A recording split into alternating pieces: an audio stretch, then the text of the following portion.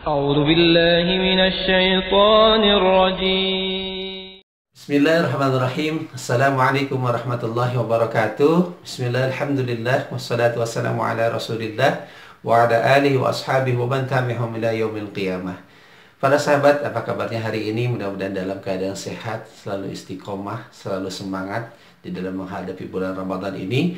Mudah-mudahan satu kebahagiaan yang akan kita dapatkan di akhir bulan Ramadan, yaitu diampuni seluruh dosa-dosa kita. Amin ya Allah, amin ya rabbal alamin. Para sahabat, di hari pertama bulan Ramadan ini saya ingin bercerita satu riwayat yang menceritakan tentang seorang sahabat yang bernama Sya'ban radhiyallahu anhu. Sahabat Sya'ban ini bukan seorang sahabat yang tenar, ya, bukan yang masyhur, ya, beda dengan Abu Bakar, dengan Umar bin Khattab, atau Utsman bin Affan, atau Ali bin Abi Thalib. Itu sahabat-sahabat yang luar biasa. Dan ketidaktenaran ini tapi bukan berarti dia tidak diingat oleh Rasulullah. Karena apa? Ada satu kebiasaan yang dilakukan oleh Sya'ban, dan ini ternyata selalu diingat oleh Rasulullah SAW. Apa itu? Kebiasaannya adalah selalu melaksanakan sholat tepat waktu, kemudian posisinya di depan dan di pojok sebelah kanan. Nah, ini yang tidak dilakukan oleh para sahabat yang lain, pasti di situ. Kenapa diambil di sana? Karena Sya'ban tidak mau mengganggu para sahabat yang lain ketika berjalan di tengah, sehingga beliau pasti mengambil pojok sebelah kanan. Dilakukan terus-menerus, ternyata mengingatkan Rasulullah SAW di mana posisi Sya'ban ketika melaksanakan sholat. Hingga suatu ketika subuh, fajar waktu itu, belum masuk subuh, Rasulullah SAW melihat ke sebelah kanan, dan ternyata dilihat Sya'ban nggak ada. Nah, akhirnya Rasulullah bertanya kepada para sahabat, "Wahai sahabat, adakah di antara kalian yang tahu di mana keadaan Sya'ban hari ini?" Para sahabat terdiam, tidak ada yang tahu. Akhirnya ditunggu sampai takut mendekati habisnya waktu subuh. Akhirnya Rasulullah SAW mengambil satu keputusan untuk melaksanakan sholat subuh berjamaah bersama para sahabat, dan Sya'ban pun tidak hadir saat itu. Selesai melaksanakan sholat subuh, Rasulullah pun bangkit kemudian bertanya kepada para sahabat kembali, "Di antara kalian, apakah kalian ada yang tahu di mana keadaan Sya'ban hari ini? Aku tidak melihatnya. Dia melaksanakan sholat subuh berjamaah." Para sahabat saat itu terdiam, tidak ada yang tahu. Kemudian Rasulullah SAW bertanya kembali, "Di antara kalian, apakah ada yang tahu rumah Sya'ban? Kalau berkenan, bisakah kalian antarkan aku menuju rumahnya?" Ternyata di antara para sahabat ada satu orang yang tahu di mana rumah Sya'ban. "Ya Rasulullah, saya tahu dan saya akan mengantarkan engkau menuju rumah Sya'ban." Selesai melaksanakan subuh, akhirnya Rasulullah berangkat bersama para sahabat tersebut menuju rumah Sya'ban.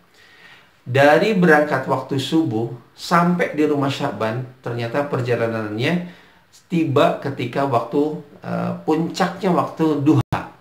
Kurang lebih mungkin sekitar jam 8, jam 9-an, ya. Sehingga di sana para ulama ada yang memberikan penafsiran perjalanan dari Masjid Nabawi menuju rumahnya Sya'ban itu kurang lebih sekitar 2-3 jam perjalanan. Masya Allah, mengejar sholat tepat waktu, posisinya di pojok sebelah kanan, dan dia melaksanakannya itu setiap hari. Perjalanannya satu kali jalan 2-3 jam perjalanan. Di antara kita, apakah ada yang seperti itu? Masya Allah, ya.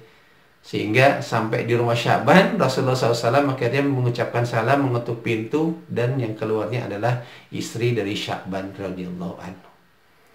Rasulullah SAW kemudian bertanya kepada istri tersebut, "Wahai ibu, di mana Sya'ban hari ini? Aku tidak melihat dia melaksanakan sholat subuh berjamaah."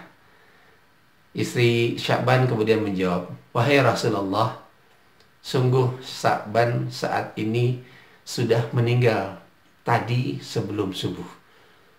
Ternyata ketidakhadiran Sya'ban pada hari itu tidak melaksanakan subuh karena dia sudah dipanggil oleh Allah.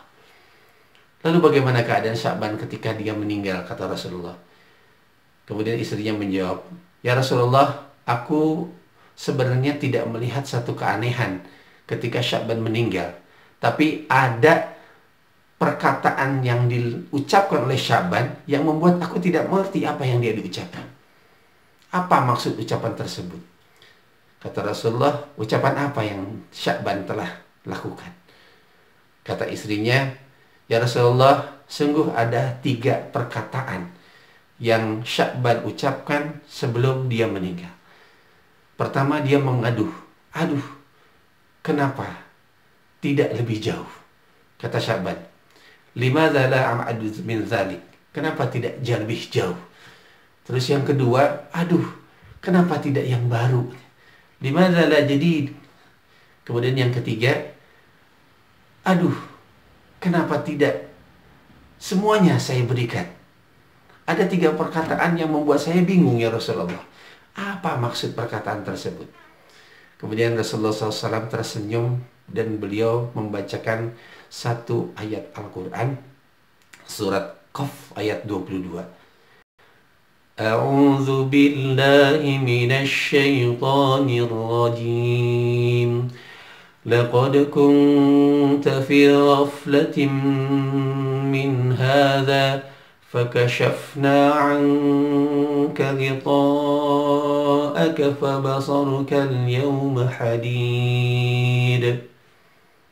Masya Allah. Silakan sahabat, silakan lihat apa isi daripada ayat tersebut agar lebih berkena kepada hati kita. Fakashafna anka laqad kunta fi ghaflatin min hadza. Sungguh keadaan kalian akan lalai terhadap perkara ini. Perkara apa? Perkara sakaratul maut. Perkara ketika seseorang akan dicabut nyawanya.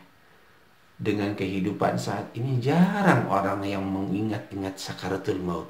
Jarang mengingat-ingat bagaimana keadaan kita saat ini. Apakah kita bisa bertahan 1 jam ke depan?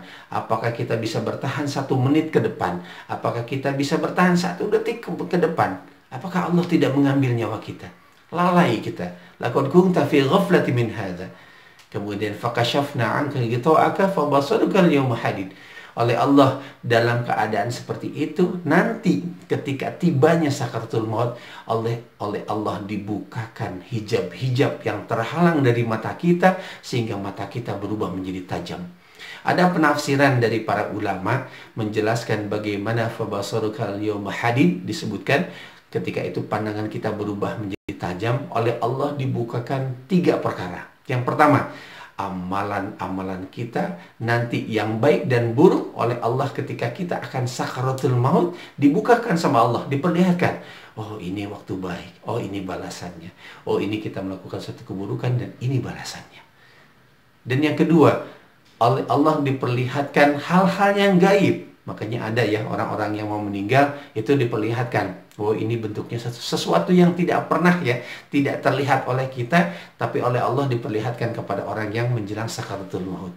Kemudian yang ketiga, oleh Allah diperlihatkan neraka dan surga.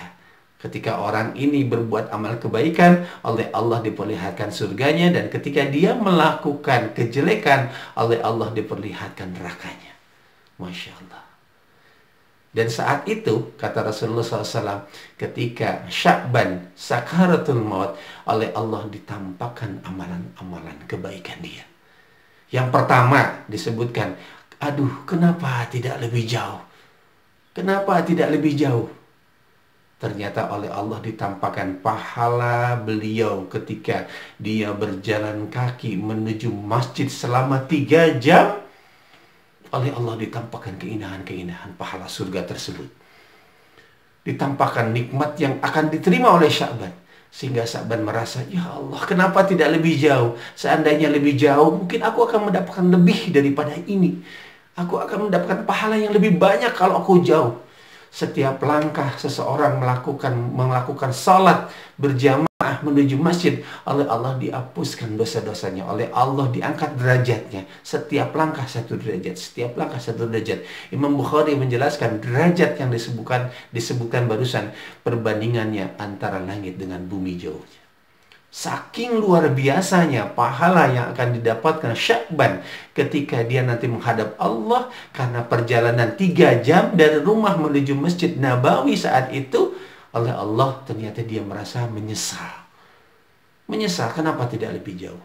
Kemudian yang kedua, kata istrinya, dia mengaduh juga, kenapa tidak yang baru? Ternyata oleh Allah Subhanahu wa taala ditampakkan dan diceritakan oleh Rasulullah, Sya'ban ketika suatu subuh, menjelang subuh, berangkat menuju Masjid Nabawi untuk melaksanakan sholat subuh. Di tengah perjalanan karena musim dingin, Sya'ban menggunakan 2 helai baju. Yang baju pertama itu baju yang bagus, yang kedua adalah baju yang bekas. Dan ketika perjalanan ternyata dia bertemu dengan seorang yang sedang tergeletak, kemudian kedinginan, hampir mati.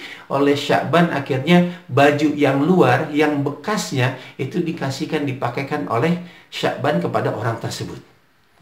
Dan ketika dipakaikan, karena membantu orang yang hendak kematian, hampir meninggal, dan itu diselamatkan oleh Allah dengan syariatnya, baju Sya'ban diberikan yang bekasnya kepada orang tersebut. Ternyata Allah memberikan, menampakkan pahala yang luar biasa, yang sangat banyak. Tapi Masya Allah, Sya'ban merasa menyesal. Kenapa tidak yang baru saja yang saya kasihkan kepada orang tersebut? Bukan, kenapa saya bekas, yang bekas saya kasihkan kepada orang tersebut, bukan yang baru. Padahal kalau yang baru, betapa luar biasanya pahala yang akan diterima oleh Sya'ban. Kemudian yang ketiga, kenapa tidak semua? Kata Sya'ban. Rasulullah SAW kemudian bercerita, kenapa Sya'ban mengucapkan suatu penyesalan, kenapa tidak semua? Karena suatu ketika Sya'ban sedang makan makanan Arab waktu itu berupa roti dan susu. Dan ketika dia hendak makan, tiba-tiba datang seseorang yang sudah 3 hari tidak makan dan hampir mati. Akhirnya oleh Sya'ban, roti tersebut dipotong, dibelah bagi 2, susunya pun dibagi 2, diberikan kepada orang tersebut. Dan ketika itu Allah tampakkan bagaimana kebaikan Sya'ban memberikan setengah roti dengan setengah susunya kepada orang tersebut, sehingga orang tersebut terhindar dari kematian, diberikan pahala yang banyak, yang luar biasa, ditampakkan oleh Allah. Sya'ban menyesal, kenapa tidak semuanya saya kasihkan? Kalau tahu ternyata ini pahala yang Allah berikan luar biasa kepada saya. Satu penyesalan yang dilakukan seseorang padahal baik, ketika nanti di sakaratul maut oleh Allah akan tampakkan. Sahabat, hari ini kita mendapati Ramadan yang begitu luar biasa. Banyak pahalanya, banyak limpahan rahmatnya, banyak barokahnya. Sekarang jangan sampai Ramadan ini membuat kita menyesal. Kenapa menyesal? Karena kita tidak memaksimalkan potensi yang ada pada diri kita, tidak bisa memaksimalkan ibadah yang kita lakukan kepada Allah hari ini di bulan Ramadan selama 30 hari. Ketika Allah tampakkan nikmatnya, jangan sampai nanti ketika di akhir hayat kita, di sakaratul maut, kita akan berkata, kenapa tidak saya lakukan semuanya dengan keseriusan, dengan motivasi yang luar biasa. Mudah-mudahan apa yang saya sampaikan saat ini bisa menjadi motivasi kepada diri saya pribadi dan motivasi kepada para sahabat yang ada dimanapun berada, sehingga ini Ramadan ini, tahun ini adalah Ramadan yang terbaik yang diterima oleh Allah, menjadikan motivasi kita nanti semakin bertambah dan kita mendapatkan balasan yang luar biasa, diampuni seluruh dosa-dosa kita dan kita pun dimasukkan ke dalam surga. Terima kasih, mudah-mudahan semangat, tetap stay tune di channelnya Kang Argum. Jangan lupa like, share, dan subscribe channel Kang Argum. Terima kasih. Assalamualaikum warahmatullahi wabarakatuh.